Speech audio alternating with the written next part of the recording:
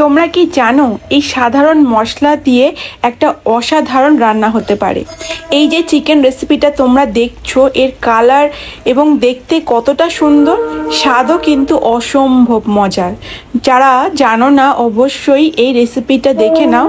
আর এই মশলাটা কি দিয়ে করেছিলাম সেটাও থাকছে।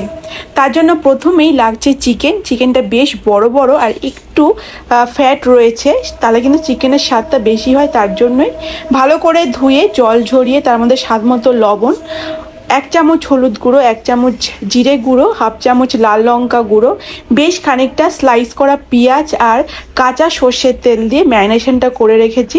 সমস্তটাই ভালো করে মাখিয়ে নিয়ে মোটামুটি আধা ঘন্টা রেখে দিতে হবে। তো ম্যারিনেশনটা কমপ্লিট হয়ে গেছে, আমি রেখে দিলাম। আর এইদিকে ব্লেন্ডারে একটা মশলা রেডি করছি, তার জন্য দিয়েছি বেশ খানিকটা রসুন এবং সমপরিমাণ আদা, টমেটো একটা এবং কিছুটা কাজু আর কিশমিশ এবং সামান্য জল দিয়ে স্মুথ পেস্ট করে নিয়েছি। এবার রান্নাটা শুরু করে দিচ্ছি। প্রথমে কড়াইয়ে সর্ষের তেল গরম করে নিলাম এবং স্লাইস করা হাফ পেঁয়াজ আমি কিন্তু চিকেন ম্যারিনেশনে দিয়েছি। আর হাফ পেঁয়াজ প্রথমেই বেশ লাল লাল করে ভেজে নিলাম। যেরকম বেরেস্তা হয় সেরকম না, মোটামুটি একটু ব্রাউন ব্রাউন লাল লাল যে কালারটা হয় সেই কালার অবধি ভালো করে ভেজে নিয়েছি। এবং কালারটা চেঞ্জ হলেই প্রথমেই চিকেন যে ম্যারিনেশন করেছিলাম সেটা দিয়ে দিলাম এবং তৈরি করা মশলাটাও দিয়ে দিলাম এবং ভালো করে নাড়িয়ে চাড়িয়ে নিচ্ছি। বেশ কিছুক্ষণ নাড়ানো চাড়ানোর পর দেখতেই পাবে একটু জল বার হবে। তো সেই সময় আমি ঢেকে রাখলাম একটু লো ফ্লেম করে, পুরোপুরি লো করবে না।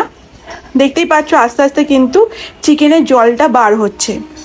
এরপর আবারও একটু নাড়িয়ে চাড়িয়ে নিয়ে পুরো ফুল আছে আমি কিন্তু রেখেছিলাম, এর মধ্যে একটা টমেটো আমি দিয়ে দিলাম। আগে একটা টমেটো দিয়েছি, আরেকটা টমেটো দিলাম এবং ঢেকে রাখছি এবং আস্তে আস্তে চিকেনের জল দিয়ে কিন্তু চিকেনটা সিদ্ধ হয়ে যাচ্ছে। আমি কিন্তু আলাদা করে আর জল ইউজ করিনি। তো প্রথমেই আমি কিন্তু যখন চিকেনটা একটু কষাচ্ছিলাম সেই সময় চিকেনের লেগ পিসটা বার করে রেখেছিলাম, কারণ লেগ পিস খুব তাড়াতাড়ি সিদ্ধ হয়ে যায় এবং ভেঙে যায়, তার জন্য পরে আবার ইউজ করলাম। আর এদিকে সেই সিক্রেট মশলাটা রেডি করছি, তার জন্য এখানে জিরে, তেজপাতা, শুকনো লঙ্কা, ধনে এবং গোটা গরম মশলা দিয়ে ভালো করে ভেজে নিয়েছি।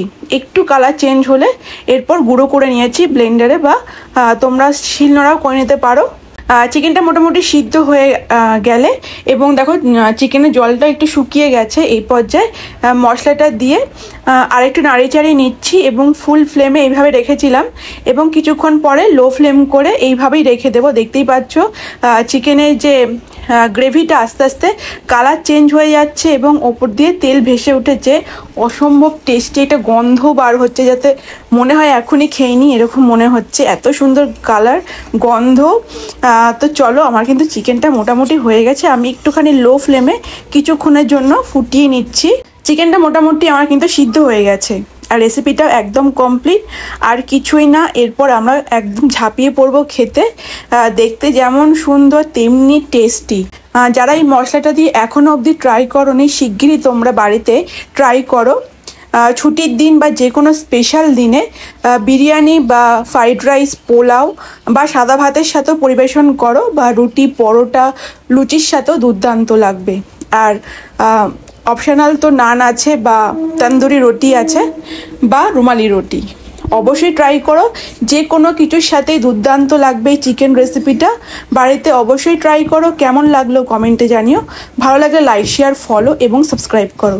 দেখা হবে আবার নেক্সট ভিডিওতে অন্য কোনো রেসিপির সাথে। আজকের মতো টাটা।